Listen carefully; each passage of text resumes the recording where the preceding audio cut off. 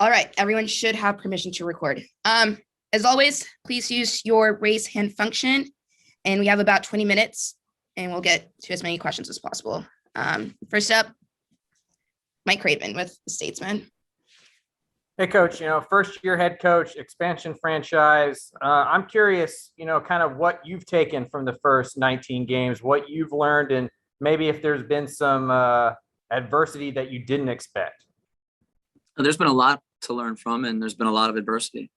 I think you're obviously starting a club, you're building a culture and environment, you're building a team from scratch. So those are difficult in itself, and to bring players in, to onboard them is challenging. And then along the way, we've obviously we got hit with some significant amount of injuries in some pretty important positions, and that's affected our ability to put out consistent lineups. And along the way, you always have injuries, but there have been there's been a number of things. But for me, it's the learning curve is obviously a lot of it has to do with communication and clarity and staying consistent with our messaging with the players of what we're doing and how we want to play. And that's still ongoing. I think for me, that's the reality. We're bringing players in from all different teams, even from different countries, and giving them new ideas and a style of play, along with coming to a new city and a new league for some of them. And those things are challenging. And I think we started off really well and things were positive. And now when adversity hits, whether it's through, injuries or now it's more poor form and not getting good results, you got to stay true and stay strong and stay committed to our process. And as challenging as that is, and as redundant as that may sound for the outside public or media, that's what it is. I mean, we got to a place where we were really good by doing what we've done. We've lost our way a little bit here. Clearly confidence has been affected. So as a coach, that's what you have to, for me, the learning curve for that is getting that back and instilling our ideas and preparing these kids in a way that they feel good about what they're going to do, and ultimately that they can go perform. And, I think that's what we're seeing, and we're fighting with that right now. Every player is different, as we've talked about before. So, with a new group coming in, how hard has it been to kind of get to know everybody's personality and what they need, what they want, how they perform the best? Yeah, I think it's a challenge. That's why communication is huge. And that's what, when I first said it's having that constant dialogue with players, the assistant coaches, the high performance staff, all of our contact and dialogue. Even if it's not me, it's shared amongst our group. And that's how we stay on top of these guys and try to make sure they're in a good space, that they're physically fit, they're mentally fit. Fighting through COVID and kind of the difficulties that this year has brought on the field and off the field is challenging. But having a relationship with these players is important, because you're trying to build that camaraderie, certainly the familial feel, the environment that we preach all the time. It is important, because when it's tough, we want to turn to each other. We don't want to turn inward. And that's really critical. And today I talked to that with the guys. It's about coming together. It's about having more dialogue, sharing more time together.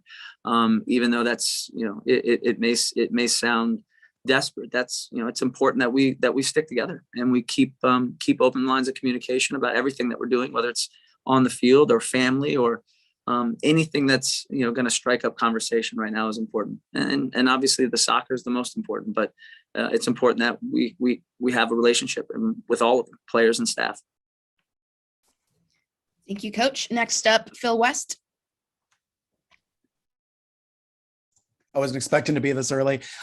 Just kind of wanted to lighten the mood a little bit from last night. There is a little bit of a fan movement about a sartorial choice to see if you'll wear Verde in an upcoming game. Give me anything, Phil. I would love some Verde. I stick to basically about 3 shirts, in case you haven't noticed. But yeah, I'll take anything. I usually wear Bonobos. That's kind of like my simple shirt of choice. But if you can find me some Verde green, I'll be more than happy to pop it. It doesn't even have to be Verde, mint green. I haven't been shopping in a while, but I'll get out there. Look, our fans are the best in the league, man. I got absolutely no doubt about that. And I've said that, going in our stadium is an experience, and our fans inside that stadium and our fans in this community are unbelievable. And, I'm sure there's a lot of criticism now, but they've been extremely supportive. And I respect the criticism as much as I always respect their support. So it's going to make us better and stronger in the end. And I'll pop on that Verde shirt whenever we find the right one. Yeah. And maybe on a more serious note, just kind of thinking about, again, the mood, it's another home loss, a difficult loss. What do you do to get the guys to bounce back other than just their professionalism? Yeah, no, it's frustrating and it's disappointing all in the same, but we've got to, we got to come to work every day. And obviously now we focus on the next opponent. This was a disappointing loss. And, certainly one, it was, a game that started slow for us. We played our way into it. And, again, I thought we put them under pressure to make their play predictable. They were decent in transition and we were a little sloppy at times, but we had the lead. And in those moments, you got to be a little more calm, a little more professional and experienced, maybe sit a little lower, be tougher to break down, more compact. But when we gave up the goal, I think, again, it unsettled us for whatever reason. That shows a little bit of a lack of maturity on our part. And we have enough quality and experience, but we got to get back to work. And, Portland's a good opponent. They're licking their wounds as well. They lost 6-2 and tied 1-1 last night. So, and I'm sure they're none too pleased with how the last game went when we played here. So they're going to come in ready to compete. And our guys, we got to freshen up. And, we try to stay quite positive with these guys and get them to a place again, physically and mentally, that they're ready to compete. Cause I didn't see last night coming after what we performed in Salt Lake and the spirit and the attitude that we had. But it certainly fell off in the second half and that was disappointing. That was disappointing for everybody. And we got to try to right that with maybe a little bit of freshness and a little uptick in messaging for sure. Thank you, Coach. Next up, Tyler Feldman with KVUE. Tyler, you're on mute. I'm showing my age. Josh, my question for you is, when you look back on how the season has gone, is there anything you would do differently as a head coach leading a first-year team? That I would do differently. I'm sure there's some games when you look back on it of some personnel choices. I think that will always be there. I mean, those are discussions that we have, but I ultimately make game in and game out. I think roster construction, I guess we're a little unfortunate that we've had so many significant injuries that decimated a couple of our, certainly our forwards. That not having that was difficult. So whether I could change it or not, making sure that we had healthy strikers, if that's something that you could actually really program in, because that was disappointing to lose those guys. But I'm sure there's, and we're learning a little bit, I am as well with the heat, whether that's playing a big role, our ability to recover. It's been challenging, so there's plenty to learn from this year. And, these things, again, will make us better. We talk constantly about how can we get better? What do we need to do to help these players get to a better space, whether it's from meetings or recovery or how long we're on the field or not on the field. So there's probably a number of things in those areas that looking back, we could probably change or that I would change. And one quick follow-up to the fan question. I don't know if you've seen the father with the son on the shoulders after you guys score. I don't know if you've seen video in the supporters group. Have you seen a clip of that young kid on his father's shoulders? Is it the one that takes the shirt off and starts waving? Awesome. and twirls it? What are your thoughts on just that moment, and maybe from a father-son perspective of a father sharing that moment with his son when a player on your team scores? Yeah, it's incredible. And again, I can't say enough great things about our fans. I really can't. I mean, I catch myself looking into the fans when they start building up their momentum and their energy, and the supporter section really pops with life as they're building up in those moments that they unleash it. And I wish we had, and we will have more opportunities where those kids can celebrate with their dads or their moms, and that's an impressive image, a really impressive image. For a young kid with his father at the inaugural season of the first professional team in this city, to be able to share that. And certainly, I've seen it a number of times, and it's one of those things that's it's catching. It's certainly, it's an embracing and endearing moment, I think, in humanity. I mean, that's awesome to see. young kid rips it off, whether it's he's seen his dad do that or he's seen other fans around the world do that or anybody in the soccer culture and community do it. But it's incredible. It's beautiful to see. And I want more goals so I can see that little guy every game and ripping his shirt off and waving it around. It'd be great to see. Thank you. Next up, Chris Billups with the Striker Texas. Thanks, Laura. Hi, Josh. I've caught some shit for not wearing enough Verde too, so maybe we can go shopping together. I'd like to know where you shop, Bills. I don't know if that's a good thing or a bad thing, but I'll take it. Anyway, I'm an online shopper. I can't get out too much these days. So I'm curious, like, if you had a chance to catch up with Cecilio last night or this morning, and what, how he took that feedback, kind of what next steps are to get him where he needs to be. I did. I actually just spent about 30 minutes talking with him prior to coming in here. And Cecilio's he's a great pro, and he's a fantastic human being, and I love him dearly because he's a very candid, honest, hungry person. And I think he knew he didn't perform very well, and he feels and knows what his standard is, and that was off. And he also he also let us all know that he was ill throughout the day, but he needs to also bring that to our attention prior to the game so that we can address that. We can probably try to help him sooner than hearing about it after the fact, because as I mentioned a while ago, he's the performance, the energy has just been off for him, for someone that's been so important and again has had so many good moments. I want to see him in the best situation. I want all my guys to be out there ready to perform and have success. And if he has something going on like he did yesterday throughout the day, we can probably make some adjustments for him, or at least start preparing him in a different way that he's either in a better place physically or we utilize him in a different way. But I think he's feeling better now. He's obviously gotten some medication from the staff right away, and it was frustrating. I'm sure he was frustrated as well, but I think he recognized where we were at. I had to do that for the better of the group. I mean, he was a little off the pace, and having seen it before, I was concerned right away, and I wasn't getting reactions from him in those first 20, 25 minutes. So, we did what we did, and Johnny came in and gave us a little burst, but Cecilio's, he's honest, and I got a lot of respect for Cecilio. He knows he needs to continue to get better, and he'll hopefully be ready for this next game. And then I know there's been a lot of talk, especially before you started, obviously, about your teaching ability. And I know my mom's a teacher. Like, I know that teaching these days is a lot about giving the students, the pupils, in this case the players, like ownership of what you're trying to teach them. I'm curious what the feedback process is that you guys do of letting them get involved in what they think needs to happen for you guys to score more goals. Yeah, no, we have a pretty open forum, and we've talked about that a little bit today. I mean, these guys get a little more candid in smaller groups, which we try to have smaller groups rather than always having larger group discussions, but ultimately looking for feedback and also checking for learning, checking for understanding. Those are the things that I think when we're looking at trying to teach, because when we look at the video, I think it's very clear what they're saying, but are those actions being reflected when the moments arrive in the game? And that's where you see that the learning is taking place, because they're applying what's being taught. So I think it's a number of things. I think there's been a lot of teaching going on in the first 6 months, and I think we had a nice step into MLS, and it was clear how we were playing and our identity, and everyone's role was pretty clear.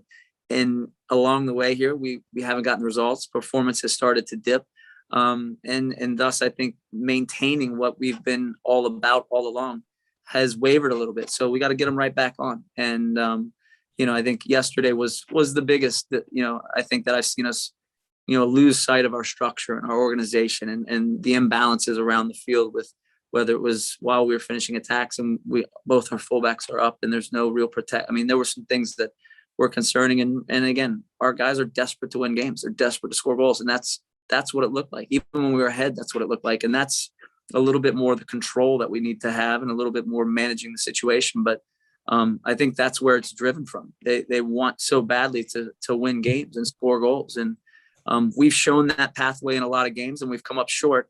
And now it's becoming a little bit more of a struggle. And I think because individually we're starting to reach outside of what we've been working on so diligently for for 6 months, and we got to get right back into the process and go back to the foundation. Like you just said, maybe it's the fundamentals of what some of these are, allow some of these guys to walk us through what they're seeing and what they're feeling as well. But, we got a game that comes quickly, and then we'll have a week before the Dallas game, which will be another little interstate rivalry game, which will be nice, but a great opponent coming up, and we've got to get ready and get fresh quickly. Is there a leadership council? Who's leading those kinds of things? Yeah, there is a leader. We have a leadership council. So we've had a number of meetings with those guys, and I'm sure you could guess who's probably on amongst the leadership council, but it's a diverse group, and it's certainly well respected within the team. And we talk about all sorts of things on the field and off the field, and certainly tactical setups for upcoming games, and that's helpful because they've actually allowed us to have a perspective from the players, and we've pulled back on some of the changes that we wanted to make, and that's why that communication and that having the leadership council becomes really impactful. Thank you, Coach. Looks like we have about time for 2 more questions. Jorge Turalde, you can take the next one, and Mike Craven, you can take the last one. Hi, Josh. I'm going to take a word from the last media conference. You said when the opposite team scores first, is hard to change the strategy. What was yesterday the difference, or how you what you can tell about you guys scoring first and having the same result at the end? Yeah, it's a good question. I mean, typically when we score, there is a surge of energy, and I actually think we got the goal. We finished in a pretty good way the first half, and came out a little bit. I think Vancouver probably put a little bit more into it, and once they got the goal, it affected us.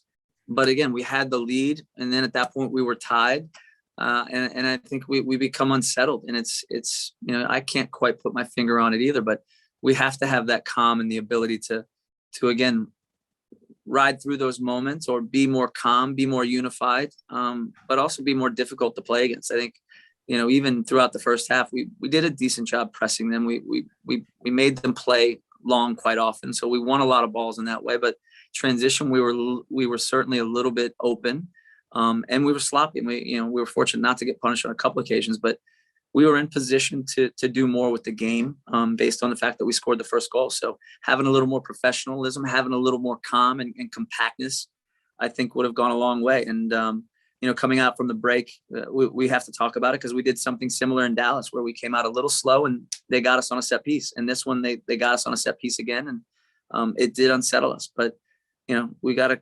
we have to regroup and gather. And again, it's never going to be easy, but I was surprised by it as well. But getting the first goal, I expected us to be able to charge for the second and third as we have in the past. But our energy level was drastically down, and I think that was what caught us off guard the most. And then our ability to compete physically, we were behind on most duels in that second half, and I think that had to do with a little bit of physically where we were at from, I guess, the Salt Lake game, the travel. But we've talked about it a lot already this morning. But it was certainly noteworthy, and it was disappointing. One quick question. You guys fought to get Cascante on the roster. Any reason why he didn't start up? Well, I mean, yes, we wanted him to be available for sure. And we know we had 3 games coming, and Portland is obviously going to come quickly. So, I thought it was a good opportunity. I thought Johan came in and performed really well in Salt Lake. And we went ahead and prepared with, not knowing if the Julio was going to get turned over or not until later that afternoon. I think on Tuesday night we found that out, or Tuesday around 4 or 5. So we went ahead with the idea that we could get the team in a place where they knew who was going to play and have the right mindset. And I spoke to Julio about it afterwards. But now Julio's fresh for this next game as well, and that's also part of it. Thank you. Thank you, Craven. Go ahead. Coach, we get Matt next, and Chris kind of touched on it a little bit, but I'm curious as how important guys like Matt Beasler, Alex Ring, Diego Fagundes are specifically during times like this. They're extremely important. Brad Stuver, Cecilio Dominguez, there's a number of them. Hector Jimenez, Julio Cascante. I mean, experienced guys in our league that have also been part of winning cultures, winning environments. Maybe some have been part of expansion teams in the past as well. We share that dialogue as a group, and they're extremely important because they understand the ebbs and flow of a season. They understand the dynamics of a group, and they've also seen how good we can be. And obviously right now we're in a tough moment, but they help keep certainly the message and the guidance on point. And that's also my responsibility. So I have dialogue with all those guys today already, and I'll continue tomorrow, but it's not easy, but you need a good group. You need a good foundation and backbone in the locker room as well as on the field. And that's what those guys provide. And they're also going to be the real integral pieces that help pull us out of it. And we have to believe that we can do that. We have to know what it's going to look like, and be accepting of that challenge. And I know Matt, and I know Brad, and I know Hector, and I know those guys they are up for it. And it's bringing the rest of the group along as well. And as well as myself and the staff. But, they're extremely influential in our success in the good times and in the bad. And then this may be a little bit of a hokey question. I can't let the striker guys have all the fun questions. Yeah. Is there a way to do y'all ever think about taking some pressure off, right? Can you go bowling? Can you go to Top Golf? Can you get some super soakers out there? Like, how tough has it been to have fun in a COVID climate where it is hard to get together and go do kind of stuff like that, but it may be something that can be some team building and some positive. Trust me, we talk about it, deliberate about it. I just sat with Cecilia and we talked about it as well. I've talked with Matt and Brad and Alex.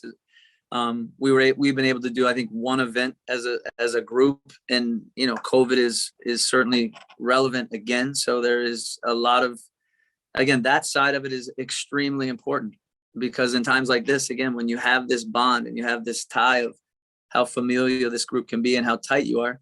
And again, it's not that there's any fractures now, but you need that. You need that looseness, that coming together off the field, whether it's just the players or players and family, because that's the camaraderie that's built. That's the chemistry that makes a team and allows you to, again, go out and perform. And when times are great, guys are flying. When times are bad, they're right there to pick each other up. And I think they're still doing that, but those times are missed without a doubt. It's been challenging, but it is what it is. We got to be extremely careful with COVID. I think, we've all seen how quickly it's come in and put a damper on life to some degree again. So, we're going to continue to try to have things, obviously we're around each other a lot here at the training center, but it'd be nice to do some things with these guys outside the confines of this training center. But, we got to keep going. We'll get some wins, get some goals, get some wins, get these guys in a better place. That's the goal. Thank you, Coach.